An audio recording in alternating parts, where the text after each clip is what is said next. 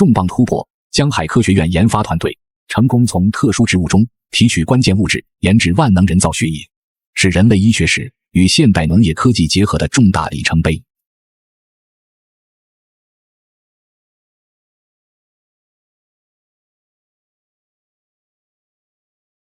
李教授，恭喜你！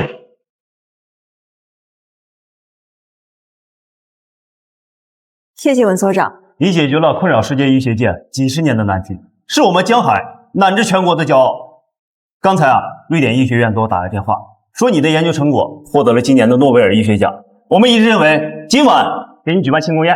先谢谢文所长了，但是今天可能不行，因为我家里给我介绍个对象，我得回去相亲。哦，那这是好事，一定要支持。那我们就改到明天。行，那先谢谢文所长了。那我先走了。哎，我记得你的车送去保养了，你怎么去啊？我正准备打车呢。怎么可以打车？老赵，开我的专车送一下。是所长。徐教授，我送你回去吧。哎，不用麻烦了，文所长。这有什么麻烦的？以你的地位和贡献，早就应该配专车了。真不用麻烦了，文所长。要不这样吧，我进您的车开回去就可以了。这样也好，开我的车呢也能安全一点，还能有些面子哈。谢谢。哎，那你去相亲没准备一些见面礼吗？啊，拿了。您看，这相亲怎么就带一袋水果啊？这是我爸妈亲手种的，可甜了。时间差不多了，我就先走了。好吧。徐教授，开车一定慢一点，有什么事儿一定要给我打电话。你现在可是整个江海的心头宝。好，谢谢文所长。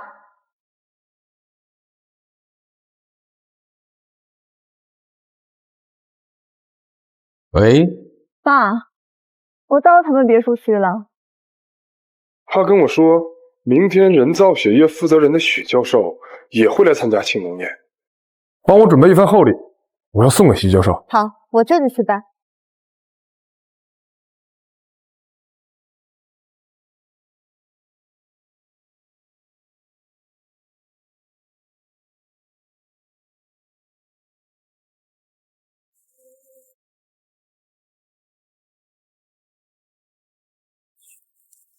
你会不会开车啊？下车！看见了吗？你这台破车把我老板的车都撞坏了。明明是你抢我的车位，怎么反倒怪起我来了？什么叫你的车位呀？我告诉你，明天过后，这江海哪怕是天上掉下来一个钢镚儿，他都得姓冯，你知道吗？你是冯浩文公司的人。那既然你知道我是冯总公司的人，你就赶紧赔钱道歉。这车可是我们冯总新买的，你就赔50万，要不然这事儿没完。50万？你不如去抢。不赔钱你就别想走。我告诉你，在江海可没有人能惹得了我们冯总。我就是找冯浩文的。既然你是他公司的人，那我就不跟你计较了。你赔个礼道个歉，这事儿就算了。找冯总？你知道我是谁吗？居然敢让我道歉！你怎么能打人呢？叫人帮忙是吧？哪位？我是许清怡。现在你的……我很忙，有什么话赶紧说。我劝你最好还是亲自下来一趟。你的员工现在……哎呦，我还以为你有多大本事呢，原来就是个花架子。我告诉你，赶紧赔钱，这50万可1分都不能少，否则等我告诉我们冯总，你就别想活着离开海城。你这是在讹钱。这里有摄像头，你要是再颠倒黑白，我就报警。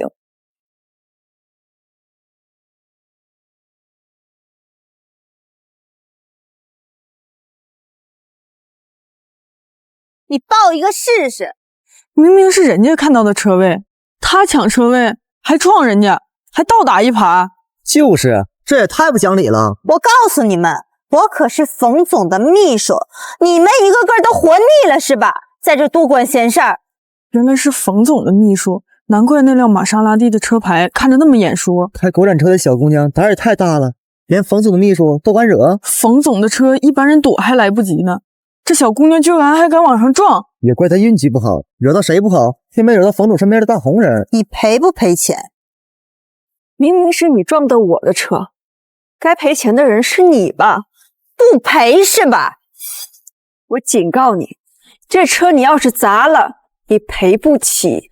这不就是一辆破国产车吗？我会赔不起？我现在就砸给你看！你最好适可而止，否则就算你老板来了，也负不起这个后果。你一个贱人，居然敢拿老板来吓唬我！你嘴巴放干净一点儿，就算你老板来了，别废话。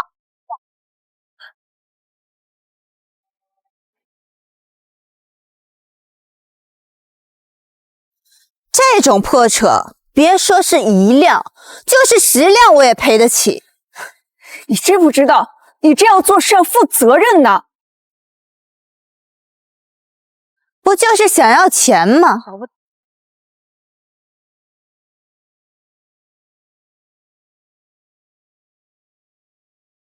这些钱够买你这辆破车10辆的了，剩下的就当我赏给你的。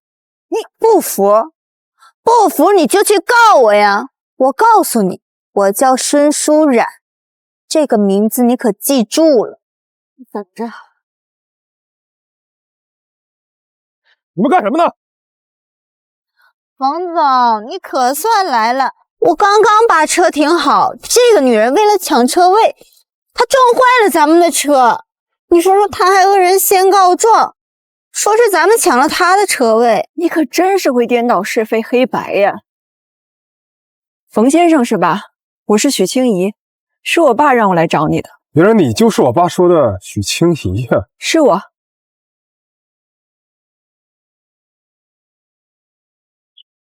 这是我从……你这一来就撞我的车，什么意思？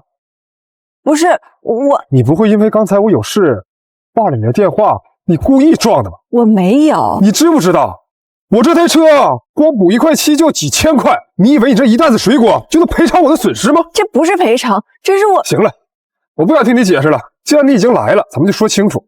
文不合适，你呢，从哪里来的就回哪里去。不是，我连续开了好几个小时的车过来找你，你话都没让我说完，你就让我回去。听我爸说，你是个种地的，你好好看看这个别墅区，再看看你自己的模样，你觉得你配得上我？真不知道我爸是怎么想，居然让我来和你相亲。这女人穿的这么土，居然是来和冯总相亲的。这种不知道哪里的乡巴佬，居然还想攀上冯总的关系，也不撒尿照照自己，配不配？冯总怎么可能看得上他？就是啊，冯总这样的人可是我们天海市所有女性心里的男神，这门亲事我第一个不同意。行，你是大老板，我配不上你，亏我还带了自家种的水果来给你当见面礼。不好意思，我只是全球进口的空运水果，你这份厚礼我不稀罕。就你这些烂水果，给狗都不吃。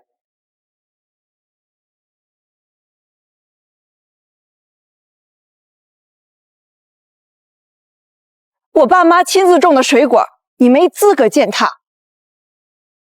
行了，不就是一袋水果吗？你激动什么呀？多少钱我赔给你？我给你10万块，多的就当是补偿给你的路费了。不用了，留着给你的小秘书买进口水果吧。站住！怎么，冯总还想留我下来吃晚饭吗？你撞了我的车，就想这么一走了之了？那冯总想怎么样呢？是想报警处理还是私了啊？你撞了我们冯总的车，当然是要赔钱了。那你们开个价吧，我赔就是。哎，你赔得起吗？你知不知道，我这台车可是全球限量的，整个江海市就这么一台，你拿什么赔呀？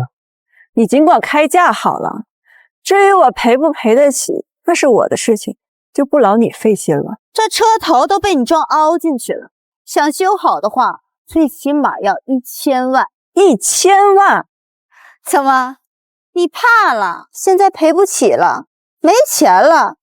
我可警告你，如果今天你拿不出这1000万，我就让你活着走不出江海。好，1000万就1000万，没问题。不过你刚刚也砸了我的车，你是不是也得赔？这不就是一辆破国产车吗？能值几个钱啊？我既然砸了，我就能赔得起。不过这修好了也是白搭，也不值几个钱。是吗？你最好看看他的车牌。这不就是车牌号好一点吗？这有什么了不起的？我劝你最好还是给你的爷爷奶奶打一个电话，或者是找你家里任何一位有见识的长辈问一问，这种带着特殊牌照的红旗意味着什么？什么红旗绿旗的？这不就是一辆破国产车吗？这能值几个钱？还有啊，你见我们冯总就开这么一辆破车来，你不嫌寒碜吗？就是这车看起来啊，老气横秋的，一点档次没有。开这种车出来找冯总，难怪呀，冯总看不上他。这个年头还有人开这么破的国产车出来相亲，简直是自取其辱。冯总可是商业精英，要是让人知道和他相亲的是开个破国产车的穷人，岂不是啊，让人笑掉大牙？你不仅蛮横无理，还很没有见识。我不跟你解释那么多，我只需要知道这钱你赔还是不赔？赔就赔。你这辆破国产车，我刚才上网查了一下，照红旗的顶配最多也就30万。那是普通量产的家用红旗，我这个可是……车就是车，还分什么家用不家用呢？你别以为我不知道你打什么算盘，你不就想多讹我一些钱吗？行，看你这一身穷酸样，我大发慈悲，这台车你也不用修了，我赔你一辆新的。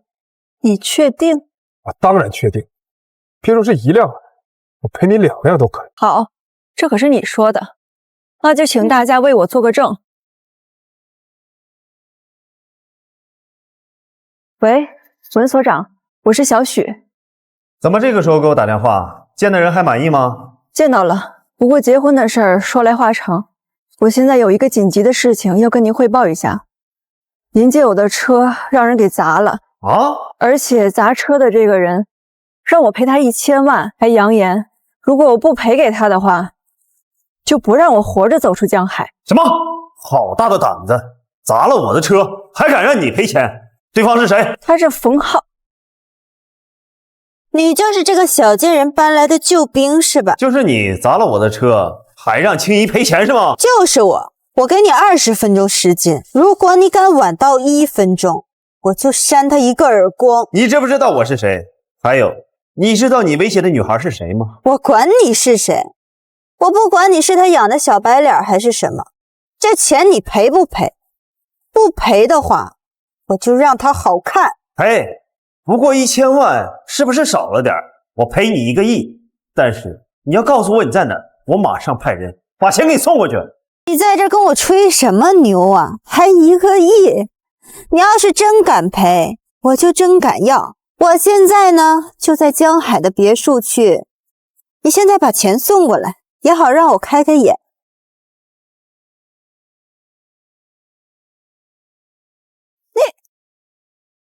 冯总，他刚才说要赔咱们1个亿，他真拿咱们当傻子呢。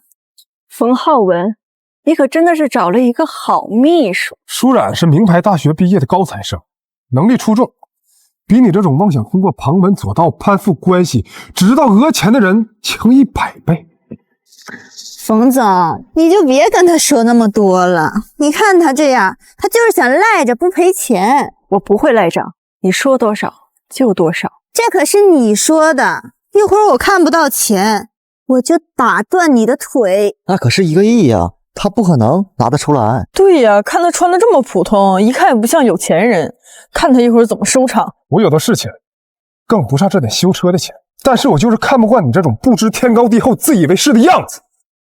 这样吧，你现在跪下，给我和舒冉道个歉，这件事我就不计较了，也不需要你赔我们修车钱。你不计较，但我要追究。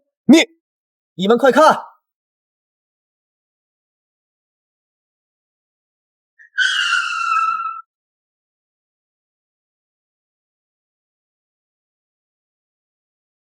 他竟然真弄来1个亿的现金！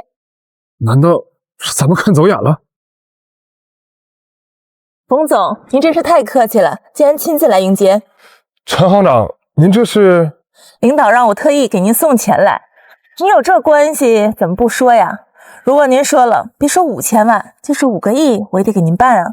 领导啊，我知道了。我还以为你真有那样的本事，弄来了这么多的钱。陈行长是吧？我劝您最好还是打个电话问清楚，这笔钱到底是用来干嘛的，否则后果你承担不起。劝什么？冯总可是领导钦点的，我不给他，难不成还给你吗？冯总，感谢您看上我们银行，那笔5000万的贷款，我行已经特批了，利息嘛，就按最低的给您算。那真是太感谢了。看见了吗？银行行长亲自给我送钱，这就是你跟我之间的差距。喂，周科长，真没想到你们领导居然让银行行长亲自给我送钱。是吗？看来我们领导也很看好唐总你的公司啊！哈，我打电话是要告诉你，明天的庆功宴，只要你好好的表现，再加上我们领导的支持，你和林教授的合作就10拿9稳了。好，我明白了。冯总，你有什么事儿这么高兴啊？我们公司马上就接手一个巨大的项目，到时候我公司的市值起码翻10倍，说不定能一跃成为江海市第1大企业。哎呀，冯总，你果然能力非凡，恭喜冯总。这次啊，我准备多贷2个亿。这个是不是有点多呀，冯总？陈行长，咱们的关系很好，这次我不贷2个亿了，我要贷5个亿。5亿？您确定？我当然确定。冯总，太感谢你了，我这回去马上就给您办。冯总，那他呢？他呀，赶紧让保安给他赶走。冯总，这辆车是谁的？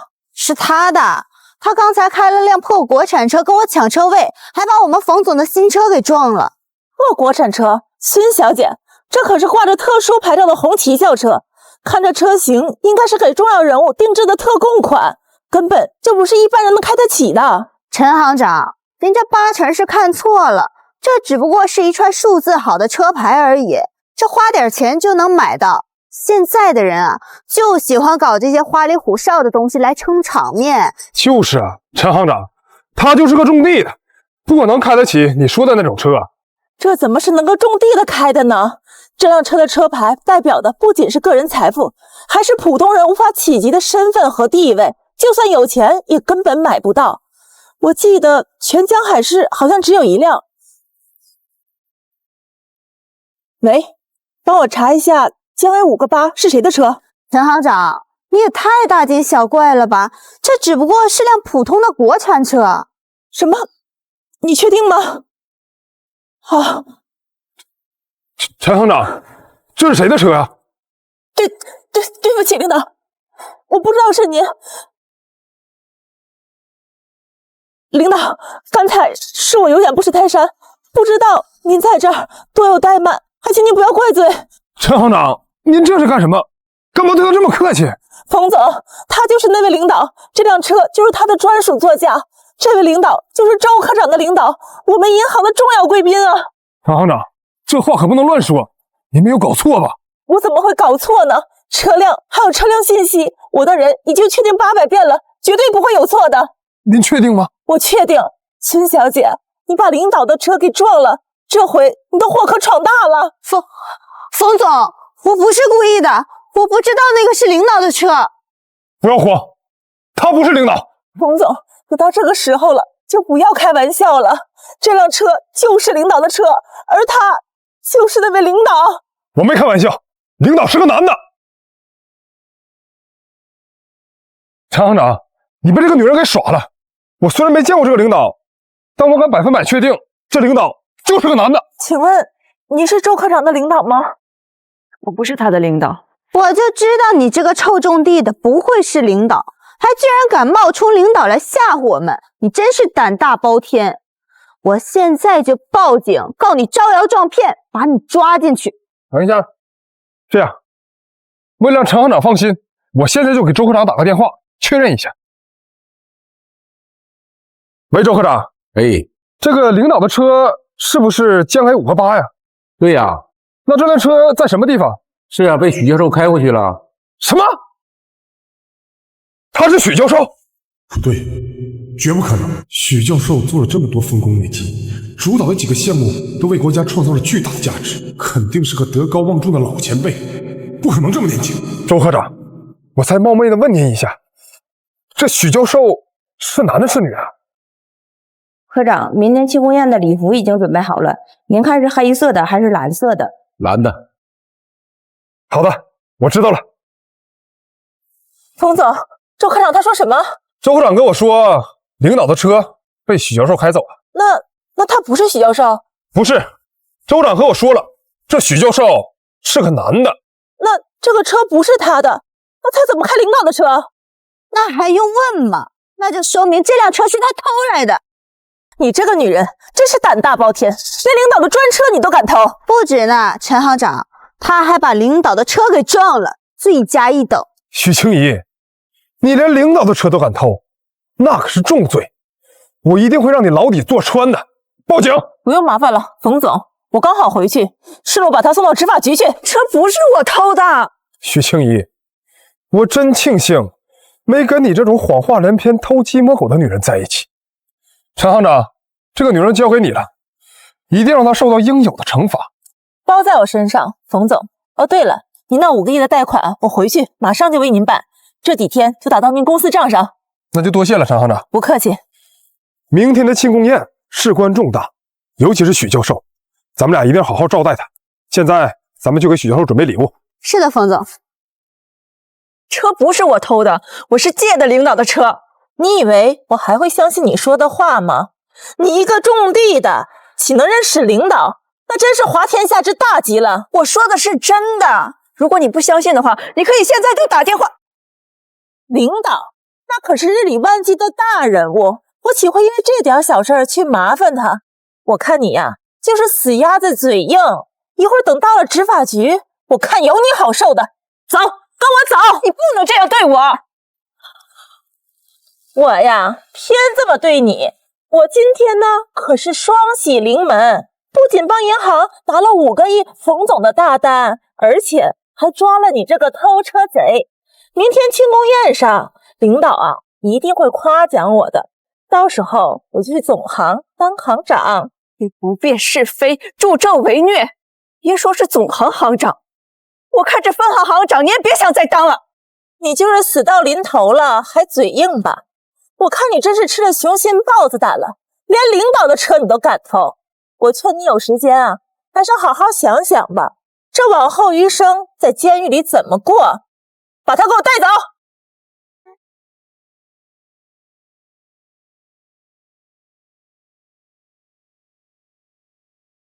你又是谁呀？你该不会是跟这个死丫头是一伙的吧？好啊，既然你今天送上门来，那我就把你们一网打尽，一起送给领导，听候发落。你是谁？敢打我？领导，怎么会是您？领导，我不认识您。许教授，不好意思，我来晚了。许教授，领导，还好你来得及时，不然我就要被当成偷车贼给带到执法局了。瞎了你的狗眼！领导，这肯定有误会，领导我错了。瞎了你的狗眼！领导，都是误会，领导。你是哪个单位的？叫什么名字？我是江海银行副行长，我叫陈月。你已经被开除了，以后你不是什么副行长，这个行业也不会再用你了。领导，我错了，我求你再给我一次机会吧。我哥是正行长陈立，我求你看在他面子上高抬贵手，就再给我一次机会吧，求你了，我真的错了。领导识人不明，管教不严，告诉你哥，他也被开除了。来人，把他带到执法局，告诉局长一定要严肃处理。领导，许教授。许教授，这到底怎么回事？事情是这样的，冯浩文的秘书呢撞了您的车。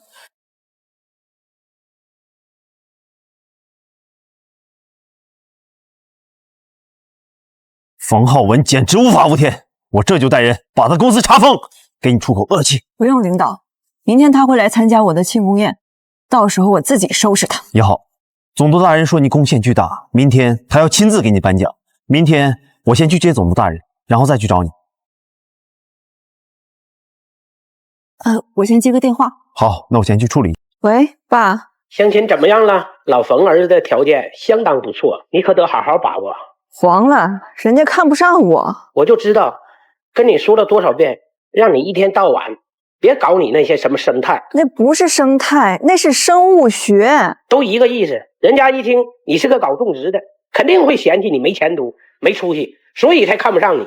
不是爸，你跟他们说我是搞种植的，难道不是吗？你整天和那些花花草草、瓶瓶罐罐打交道，不是种植是什么？怪不得他们说我是种地的。哎，不过也无所谓了，反正现在是我看不上他，也不是他看不上我。哎，对了，爸，明天你记得带上我妈到城里参加我的庆功宴。啥庆功宴？种出啥宝贝了，还能开庆功宴？行了，你到时候就知道了。先这样吧。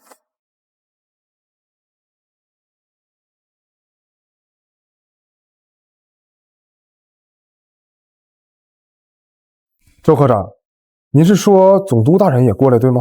总督大人特意过来给许教授颁奖，我和领导正在去接总督大人的路上。那这个许教授什么时候到啊？许教授回家了，可能晚点才能到。等他到了，你务必要好好招待，千万不能出现任何岔子。好的，周科长，我明白了。那位许教授真是神龙见首不见尾啊，创造了足以改变人类历史的风光伟绩。但他本人从来没有在任何公共场所露过面，真是低调过人啊。是啊，这外界的人都不知道这位大名鼎鼎的许教授究竟长什么样。今天我们可真是一睹真容了，这可是天大的荣幸。冯总，我听到风声说你已经拿到了和许教授的合作权，难怪今天股市一开盘，你们公司的股价就一路飘红，真是势不可挡啊！大家的消息可真是灵通啊。冯总，这么说，您今天拿到合作权的事儿是真的了？那可是今天商界最大的新闻了。肯定是真的。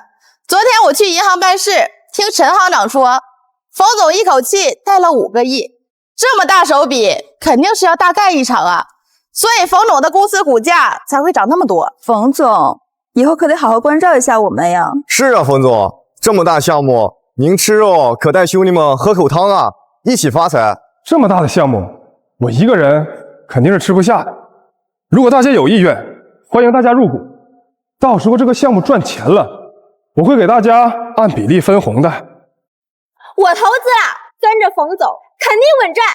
送一个，送我一个，送我一个，送我一个，送我一个。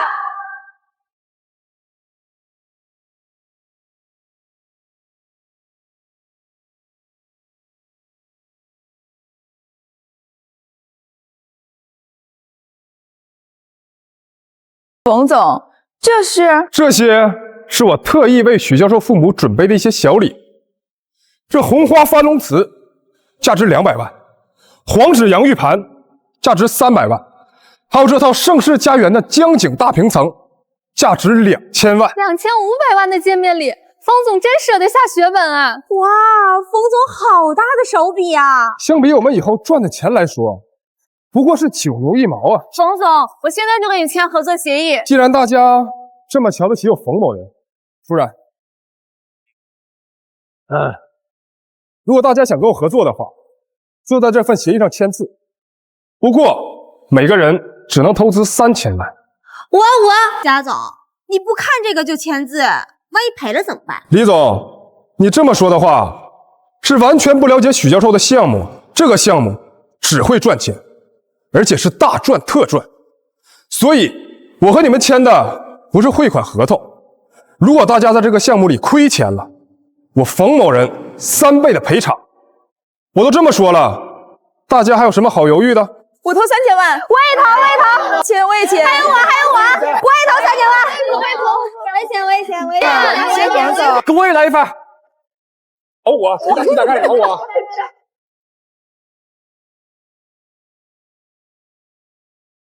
冯总，这不是昨天那个不识抬举的女人吗？她怎么来了？你来干什么？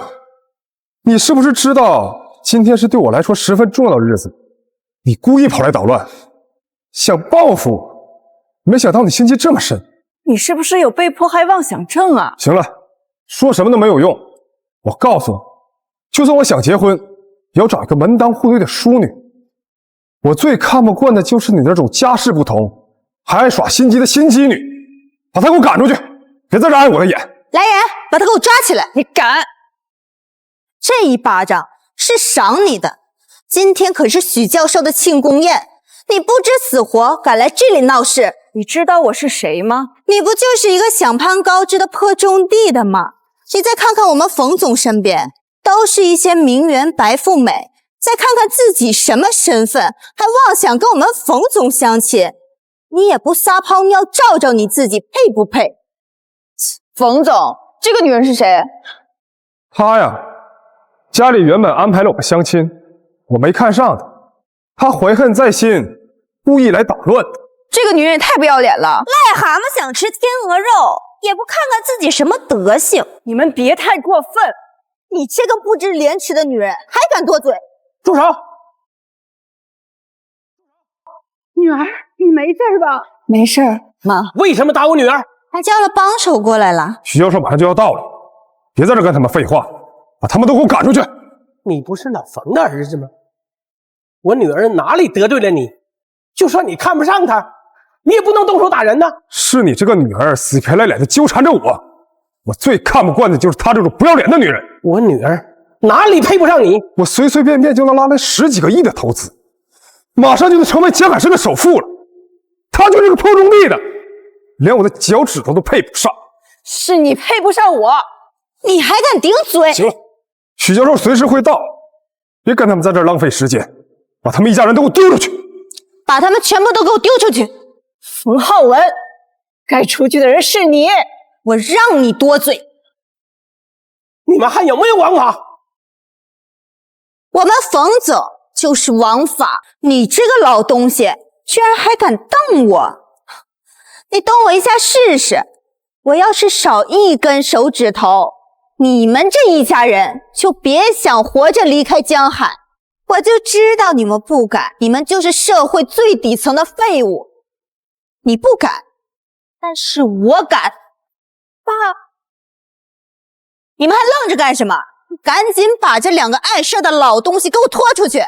如果他们不听话的话，就打断他们的手跟脚。别碰他们！你放开我吧！你放开！爸，你放开！你快让他们把我爸妈放开！把你这脏手给我拿开！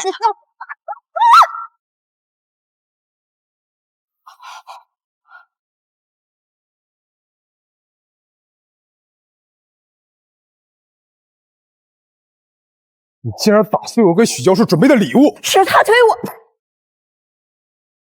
没想到心肠这么歹毒。冯总，他就是故意的，他就是不想让你跟许教授和。你知道我们冯总费了多大的劲儿才弄到这些东西吗？你这个女人怎么这么歹毒？你想害死我们吗？就是啊，我们刚投了钱你就过来捣乱，你也太歹毒了吧！我没有，明明是他先推的我。我们都看见了，你还在狡辩。昨天晚上你撞了我的车，我没有让你赔偿，已经对你网开一面了。没想到你恩将仇报，跑到这里坏我好事。你这样的女人根本不值得同情。冯总还跟他们废什么话？直接报警，把他们一家都抓走吧。对，报警，报警！你这些东西多少钱？我赔给你。赔？那个瓶子值200万，那个盘子值300万，一共500万，你拿什么赔？你一个花瓶，一个盘子，怎么这么贵？那个花瓶和盘子都是官窑做的，不是你家里买的地摊货，你拿什么赔？我们家哪有那么多钱呢？真晦气！把这个老东西给我扔出去！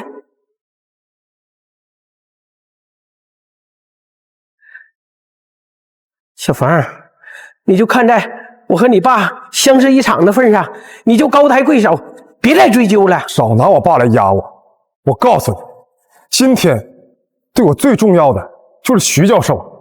你知不知道我费了多大力气才搞到那2样东西？却被你女儿给毁了。就算我爸来求情也没有用，我今天必须把他送进去坐牢，送他去监狱，让他赔钱，赔不起就滚去坐牢。这种人绝对不能姑息。报警！没事儿，爸。喂，司法局吗？冯浩文，是他故意推我，还打了我爸。你现在立刻马上让他给我爸道歉，否则后果自负。明明是你们摔坏了东西，还在这块诬陷别人。就是你故意推的。你个老东西，我打你就是给你面子。现在你赶紧让你女儿给我跟冯总道歉，简直无法无天。我告诉你，我们冯总就是王法。好，现在就给领导打电话，让他过来，让你知道什么才是真正的法。又来这套，你假惺惺的吓唬谁呢？要不是昨晚我宽宏大量，昨晚你就走不了。今天还敢来许教授的庆功宴捣乱！来人，给我打！你敢？给我往死里打！别打了！别打了！让他们出手！这是你们咎由自取。给我狠狠的打，打到他们跪地求饶为止。就你们这群死穷鬼，我看你们能把我怎么样？有本事就去制裁我呀！刚才你不是说了吗？要叫领导过来，我要看一看你的这位领导能把我怎么样。行了，差不多就够了。一会儿许教授来了，看见这些也不太好。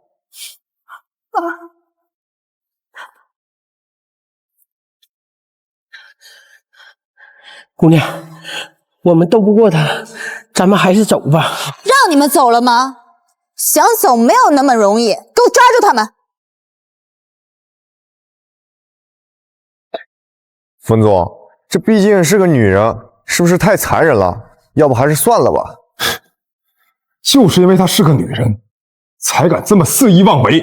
冯总，您说的对呀，像这种人就应该给他点教训，让他长长见识。你说我怎么这么看你不顺眼呢？你现在就给我跪下，你会后悔的。我后悔？给我按住他！哎呀，你看我的迹象，给总督大人带的见面礼和我的令牌都落在了办公室。这样吧，你先回去取一下，等一下我们酒店集合。好的，领导。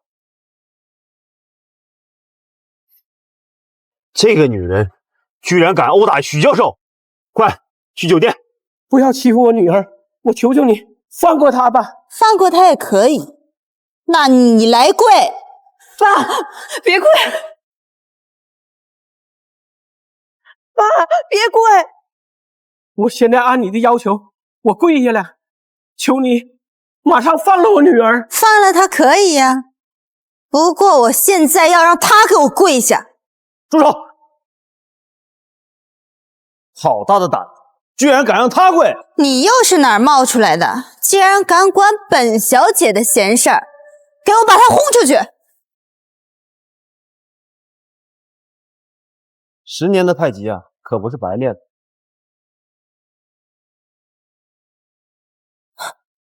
你知道我是谁吗？居然敢打我！我管你是谁，我从来不打女人。今天，这一巴掌打你仗势欺人，狗眼看人低；这一巴掌打你蛇蝎心肠，不知死活；这一巴掌打你欺善怕恶，没有教养。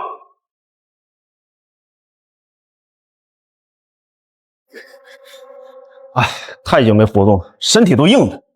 领导，你没事吧？要不要先坐下休息一下？哎，没事。他们都是谁呀？这么大胆子，连你都敢打？他就是我爸给我介绍的那个相亲对象，冯氏集团的老板冯浩文。你就是冯浩文？你的人砸了我的车，本来我不想跟你计较，但是你纵容你手下行凶，罪不可恕。现在马上赔偿许教授3000万，并且公开道歉，否则我将追究你刑事责任。你就是许清怡的同伙？你们好大的胆子，连领导的车你都敢偷？什么？那是我的车！你的？那是我的车！你的？那可是特供的红旗车，不对外销售的。他值多少钱你知道吗？就凭你也开得上这种车？看清楚！电台忘记拿出来了。睁大你的狗眼，给我看清楚！好啊，你不但偷了领导的车，连领导的车牌你都敢造假，这是罪加一等。亏你还是上市公司的老总，你有脑子吗？我就是你口中的领导。你是领导？我今天一定要执法部门严惩你们。冯总，慌什么？领导去接总督大人了，不可能出现在这儿。他呀，就是故意吓唬咱们。哦，我把这个事儿给忘了。许清怡，你好大的胆子，居然敢找人来冒充领导！他连领导的车牌都敢造假，他有什么不敢的？幸好有冯总在，要不然我们都被他们给骗了。你们真是吃了雄心豹子胆啊！连领导都敢冒充。他就是领导，他是领导，会亲自救你这个破种地的吗？你还真把自己当成许教授了？对，我就是。你是什么事啊？陈行长昨天没把你送进监狱，你今天就找个同伙想讹我的钱是吗？真是无耻下作，能想到这么下三滥，这种人就该给他送进去。冒充领导是重罪，真是不要命了。各位，这个人找人假冒领导，试图敲诈勒索，我现在就把他们两个抓起来，等领导来了，让领导亲自发落。住手！我就是领导，我告诉你，你是人犯罪。这领导跟周科长正在接往总督大人的路上，你要是再敢嘴硬，我就让他们扇你的嘴，让你知道什么叫冒充领导的下场。住手！他真的就是领导，你们这么做会后悔的。他要是领导，我就是玉皇大帝。小房，我和你爸是多年的朋友，是他让青怡来和你相亲的。你看在你爸的面子上，就高抬贵手，放过我们吧。让我和这种女人相亲，简直就是对我冯浩文的侮辱。我现在宣布，你和我爸的约定失效了，我这辈子绝对不会娶许清怡的，你死了条心吧。住手！浩文，谁让你自作主张的？妈，嫂子，你来的正好，你儿子和我女儿之间可能有什么误会，你现在让他把人快放了吧。浩文呐，你叔叔是带着他女儿跟你来相亲的，你看你怎么能这么对待他们呢？你快把人放了。不能放。董事长，您有所不知，这个女人她不仅偷了领导的车，她还找人来冒充领导欺骗我们，被我们冯总知道了，还打算打我们冯总呢。什么？竟然有这种事儿？没错，这些大家都看到了，所以这种女人我是绝对不会要的。这绝对是误会，我女儿从小就很懂事，是不会做这样的事啊。她是什么样的人，我一清二楚。就算我在大街上随便找个女人，我也绝对不会看上她的。嫂子，你不用再说了，我原本以为你们是个本分家庭，没想到你女儿竟然是这样，她不配进我们冯家的门。不是的，嫂子，那真是误会，所有人都看到了，哪来的误会？嫂子，我们认识这么多年，我是什么样的人，你应该很清楚。妈，别跟他们废话了，我马上就要跟许教授合作了。许教授最讨厌的就是这种偷鸡摸狗、招摇撞骗的女人。要是让许教授知道我跟他们有牵扯，这一气之下不跟我们合作了，咱们冯家损失可就大了。嫂子，你当初3番5次托人说媒，让他们见面，现在你儿子看不上我女儿，没关系，我们也不想高攀，可你却倒打一耙，你的良心让狗吃了。你还好意思说呢？你逢人就说你女儿多么优秀，我还以为咱们两家门当户对呢。我现在才发现，你就是在吹牛，你女儿啊根本配不上我儿子。妈，他们那么说，就是故意往自己脸上贴金的，好让他接近你。这样的伎俩我见多了。徐永山，从此以后咱们两家一刀两断。不用说了，是那冯浩文配不上我。各位听到了吗？我堂堂冯氏集团的总裁，他说我配不上他。哎呀，这真是我今年听过最好笑的笑话。我儿子是拥有上百亿身价的总裁，家里的卫生间比你家的房子都大，有什么说我儿子配不上你？有钱了不起呀！妈，许静怡敢这么说，是觉得自己没面子。这到底谁配不上谁？大家是有目共睹的。冯浩文，等一下你知道了我的身份，希望你别吓一跳。你个偷车贼，能有什么身份呢？来，说出来，吓死我！我就是许教授。你说什么？你是许教授？你说什么？你是许教授？没错，他就是许教授。你们这群有眼无珠狗东西，这哪有你说话的份儿？许清怡，你知道在整个江海市能让我忌惮的人不多，一个是总督大人，一个是许教授，所以你就冒充许教授来吓唬我，对吗？但是很可惜，昨天我给周科长打过电话，他告诉我许教授是个男的。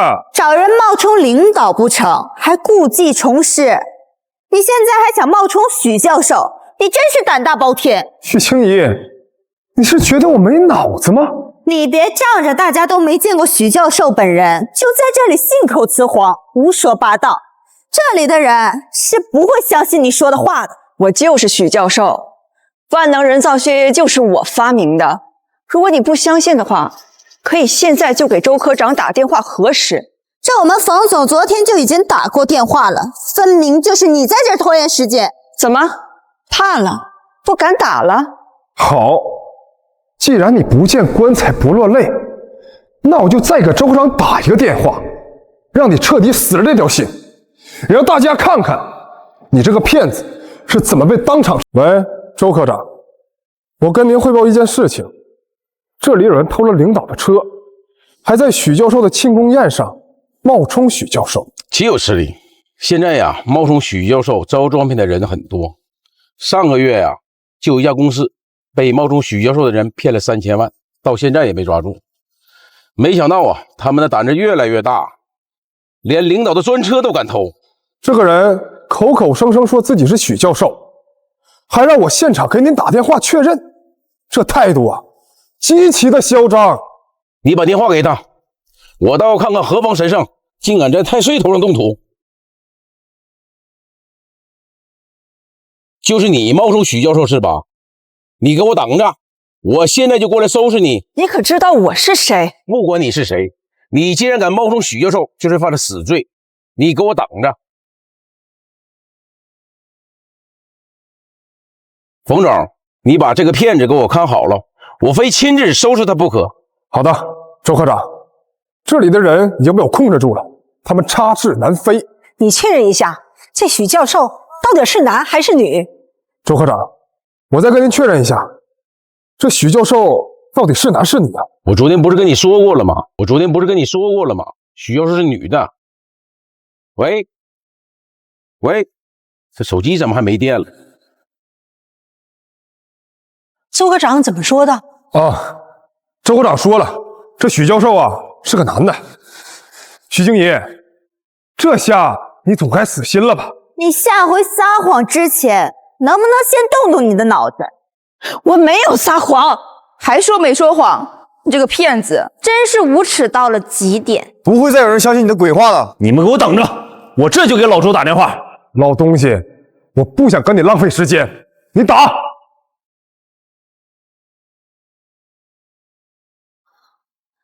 老周关机了。刚刚冯总才给周科长通过电话，怎么到你这儿就关机了？你说你这谎撒的也太没有水平了吧！这回我们啊是都不会再相信你了。来人，把他给我抓起来！我一定会收拾你的。等周科长来了，看看他收拾的是谁。总督大人，有人在许教授的庆功宴上闹事儿，目无王法，以下犯上，不仅打了我，还打了许教授。什么？谁这么大胆，连许教授都敢打？难道他不怕株连九族吗？好，这么拙劣的演技，你想骗谁呀？总督大人正在来的路上，领导正陪着他呢。你是不是想再找个同伙来骗我呀？没那么容易。你们这些骗子还真是防不胜防。要不是冯总知道总督大人和领导的行踪，要不然我们都被你给骗了。他们就是团伙作案，这同伙还不知道多少个呢。只要我们提高警惕，长点脑子，就不会被他们给骗了。冯浩文，你完了，等着总督大人来收拾你吧。你什么东西，竟然敢威胁我们冯总！来人，把他嘴给我堵上！看这个就知道我是什么身份了。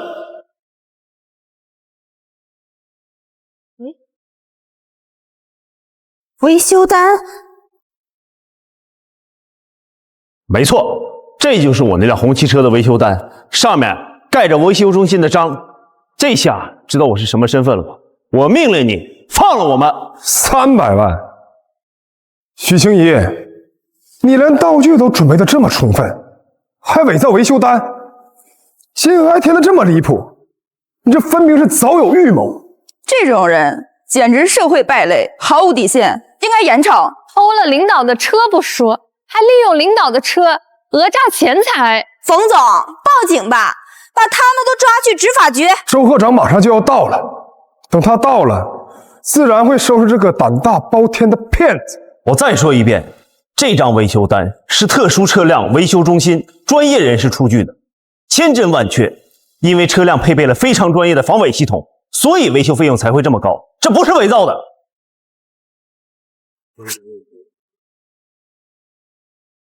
许清怡，你为了讹钱真是无所不用其极啊！今天是许教授重要的日子，我不想在这里把场面搞得太难看。念在你我两家之间的情谊，你现在跪下给我道歉，我也许还能放过你。兴许等周科长来了，该跪下认错的人是你。哇，冯总，你们的股票又涨了，已经连续涨了3个涨停板了。冯总的公司马上就要跟许教授合作了，将来一定一飞冲天，飞黄腾达呀，冯总。冯总，你以后可千万不能忘了我们这些老朋友啊。冯总，您提前跟各位老板庆祝一下吧。各位，为了我们的荣华富贵，一起庆祝吧。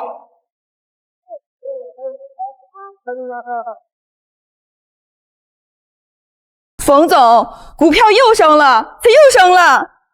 果然，投资了冯总的公司，就是我这辈子最正确的决定。这才短短半天时间，我就赚了几百万。我也赚了，谢谢冯总给我们这次机会啊！各位，淡定，这只是开胃前的小菜。等我和许教授正式签约了，到时候别说一天挣几百万了，一天挣个几千万都是有可能的。冯浩文，你公司的股价很快就会跌停。你就是见不得我好，你一定会后悔的。我无论做什么事情都不会后悔。周科长马上就要到了，你的死期也到了。死期到了的人是你，还敢嘴硬？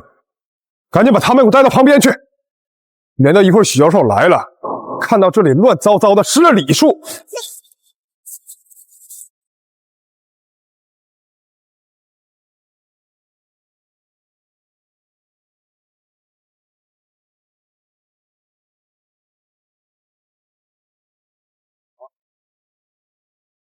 周科长，您总算是来了。领导呢？怎么没来啊？我去帮领导拿了下东西，他自己去见总督了。算算时间，他应该早就到了呀。没有啊，那可能是路上耽搁了吧？你不是说有人冒充领导吗？人在哪儿？快把人带上来！周科长，您一定要严惩他们。他们不仅偷了领导的车，而且还伪造维修单。幸好我们冯总英明，拆穿了他们的阴谋，要不然不知道有多少人被他们骗呢。这些骗子简直无法无天，我一定要严惩不贷。周科长，就是他，就是这个人，他冒充领导，还伪造维修单，试图敲诈我，我当场就拆穿了他的阴谋。你个狗东西，竟敢这样看着周科长，你活腻了。你科长，这种事儿就不劳您费心了，我来就行，要不然我再揍他几顿，替您消消气。对不起，领导，来晚了，让你受委屈了。周科长，他就是个冒牌货。冒牌货？你知道他是谁吗？难道你认识他？告诉他们我是谁。这位就是我的领导。什么？周科长，这可不是开玩笑的时候啊！谁跟你开玩笑了？难道我连我的领导都能认错吗？不可能，这绝对不可能！领导不是去见总督大人了吗？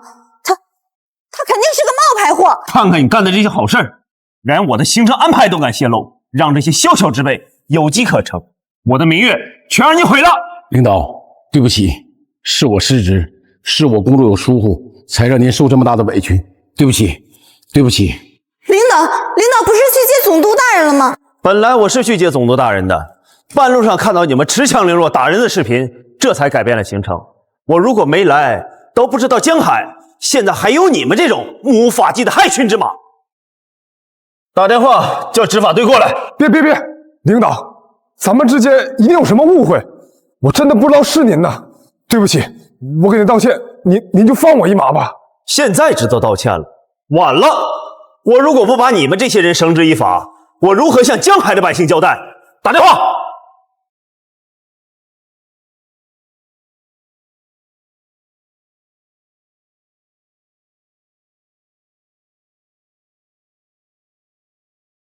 总督大人，实在不好意思，有点事情耽误了，没能亲自去接您。没关系，你脸上的伤是怎么回事？总督大人，这之间肯定有什么误会，我也是听信了小人，才冒犯了领导。没有误会。周科长，给巡防队打电话。是，总督大人，我知道错了，我愿意做出赔偿，只要领导不再追究我的责任，我愿意捐出1个亿，用于江海市的建设。你以为钱是万能的吗？我身为江海总督，维护的就是法纪，守护一方安宁，绝对不会因为钱与你这种人同流合污。那就2个亿。总督大人，有了这2个亿，你可以为江海市增添多少民生工程，又可以为多少老百姓解决实际困难呢？这不仅是实打实的政绩，也对您日后的升迁有莫大的帮助啊！冯浩文，你以为我是什么人啊？你不仅殴打公职人员，现在又多了一条贿赂总督的罪名，立刻给执法局的人打电话。我劝你不要不识好歹，你信不信我立刻叫人撤你？哈哈哈，撤我的职？冯浩文，你算个什么东西？你也不掂量掂量自己有没有这个资格？总督大人，我看你还没分清局势吧？我可是受到徐教授的青睐，即将跟徐教授达成合作了。徐教授是什么样的人啊？举国轰动的大人物，只要他一句话就能撤了你的职。所谓识时务者为俊杰，你不要因为一点小事就丢了自己的饭碗。只要你跟我道歉，今天的事我可以既往不咎。冯浩文，你不提许教授，我还差点把他忘了。既然你口口声声说得到了许教授的青睐，那今天不妨当着大家一起来见一见这位大人物。有请许教授。总督大人，他就是个冒牌货，根本不是什么许教授。许教授，您这是……总督大人，你怎么也被这个女人给骗了？他就不是许教授。这周科长之前跟我说过，这许教授是个男的。不信你问周科长。我什么时候说过许教授是男的？总督大人，我从来没说许教授是男的。您之前明明就说过呀，还不止1次呢。我什么时候说的啊？我之前给您打过2次电话，跟您确认徐教授是不是男的，您都说是啊。当时我的人拿着一套黑色的西装和一套蓝色的西装让我选，他问我选黑的还是蓝的，我说蓝的，蓝色的蓝，可不是说许教授是男的。不可能，我刚刚给您打电话，您明明告诉我这许教授是个男的呀，这大家都听到了，你们没听到吗？刚刚你打电话的时候，我手机没电了，我可什么都没说。我没听到，我也没听到，我们都没听到。你们呢？说话呀！你们都哑巴了吗？我警告你们，当着总督大人的面撒谎可是要负责任的。你们够了！我今天来是专程为许教授颁奖的，难道我连许教授本人都不认识吗？现在我为大家正式介绍一下，站在你们面前的这位，就是发明了万能人造血液，拯救了无数生命的许清怡许教授。我刚才打了许教授，完了，全完了。他怎么可能是许教授？他是许教授。对不起，让您受委屈了。您告诉我，是谁把您打成这样的？他们也有份儿。你们好大的狗胆，竟敢连许教授都敢羞辱！你们今天有一个算一个，谁也别想跑！许教授，您说怎么处置？许教授，哦不，青怡，这些都是误会，天大的误会啊！误会？我和我爸妈当众被你羞辱打骂，你管这叫误会？青怡，你怎么不早点告诉我，您就是许教授啊？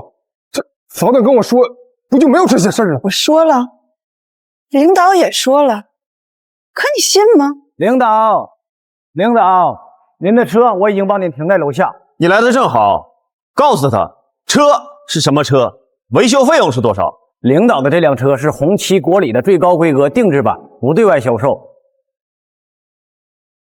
车身采用特殊合金和防弹材料，单轮造价已经远远超过劳斯莱斯。光是车身上的这些划痕，就需要从原厂调配特殊材料进行无痕修复，加上电子系统的内部损伤和震动，维修费一共300万。300万？我不知道那是领导的专车，我只知道那只是一辆普通的国产车。现在说这些还有什么用？你不仅撞了领导的车，还把车砸成那个样子，等着赔钱吧。可我没有那么多钱啊，我1个月的工资还不够买一个车灯的。冯总，你帮帮我，你要是不帮我的话，我就真的完了。青怡，冯先生，我们不熟，请叫我许教授。好，许教授，舒然他只是一时冲动啊，他是不知情的。您这么大一位教授，也不缺这点钱，要不您看在我的面子上，这事儿就算了吧。你的面子，我们的账还没有算呢，为什么要给你面子？冯浩文，你不是一直说要跟我合作吗？那我现在就正式的通知你，我永远都不可能跟你合作。这完了，全都完了。青怡呀，这事儿你也不能全怪浩文呐。那你的意思是，如果我是许教授，那么就可以被你们尊重；如果我只是一个种地的，那么就活该被你们欺负、羞辱、打骂。我不是那个意思。今天谁来替冯浩文说话都没用。青怡呀，你看我跟你爸都是多年的好朋友了，这件事儿别搞得那么僵吧。您刚才可不是这么说的，您亲口说的婚事取消，还不让我爸跟别人说认识你，并且您儿子刚才当着所有人的面说以我的身份根本就配不上他。哎呀，那都是我口无遮拦，你别往心里去。不好意思，您说的每一句话我都当真。老许呀，劝劝你闺女，看在我们两家这么多年的交情的份上，别把这婚事搞砸了。你是谁？我不认识你，我们以后也不要往来了，我们高攀不起你们冯家。妈，你求他干什么？许清怡，我劝你最好考虑清楚，我公司的股价正在一路飙升，7天之内市值翻倍是板上钉钉的事。想跟我合作的人从这里排到了法国。我之前就说过，你公司的股价很快会跌。你说跌就跌吗？对，我说跌就跌。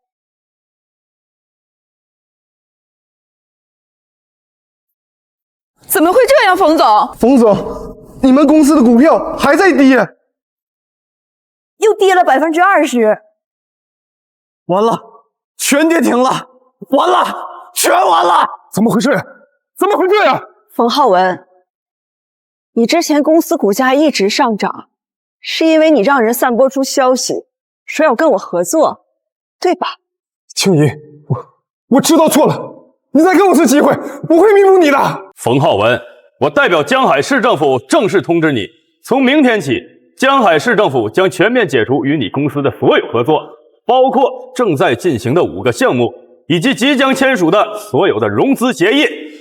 不行，总督大人，你不能这么做，这些项目关乎到我公司未来10年的发展啊！哼，这是你咎由自取。我的钱全打水漂了，你得赔给我。冯总，我在你公司投了几千万，现在可怎么办啊？我们可是签过对赌协议的，上面白纸黑字写的清清楚楚，如果项目亏了钱，你可要3倍赔偿我们。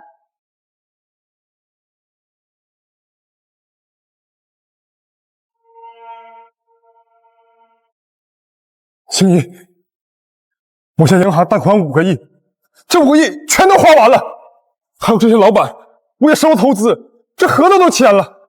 你要是不跟我合作的话，我的资金链会断掉的，我全都赔了，我的家产全都没了。现在知道怕了，早干什么去了？就算你倾家荡产，也跟我没有半分的关系。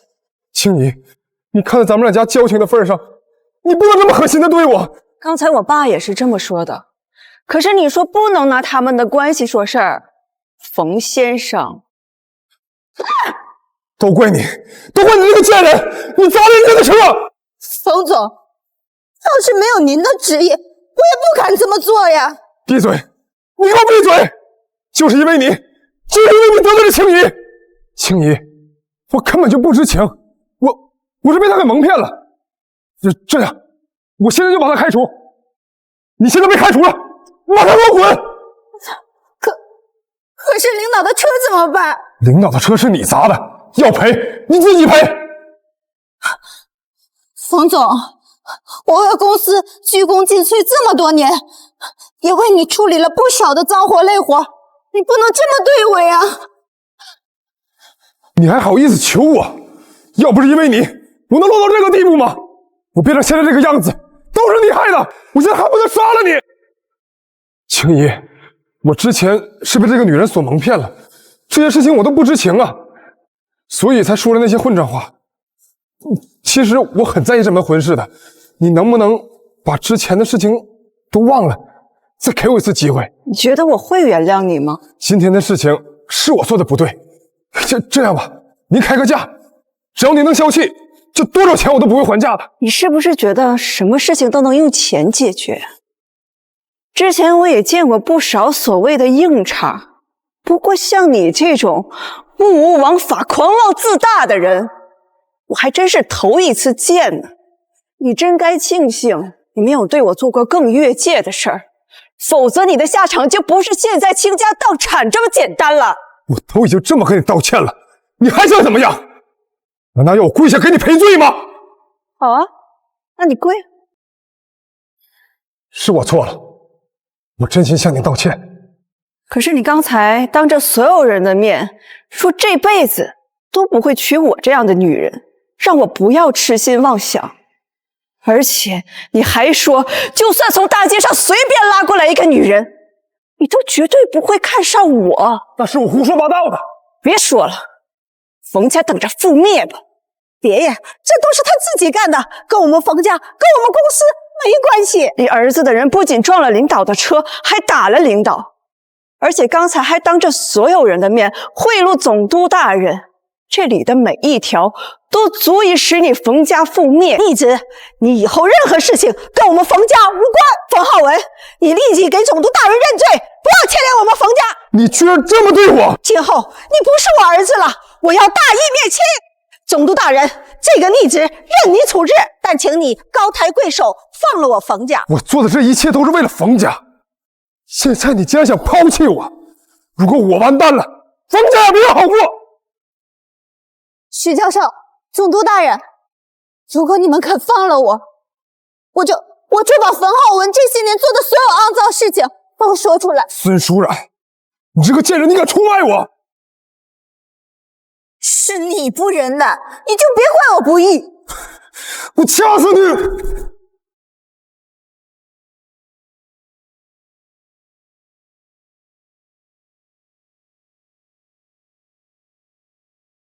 冯浩文，你的死活我们管不了，赶紧把钱还给我们！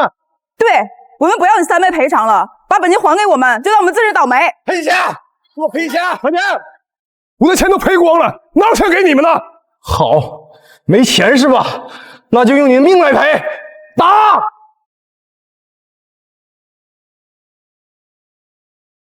抓住他们！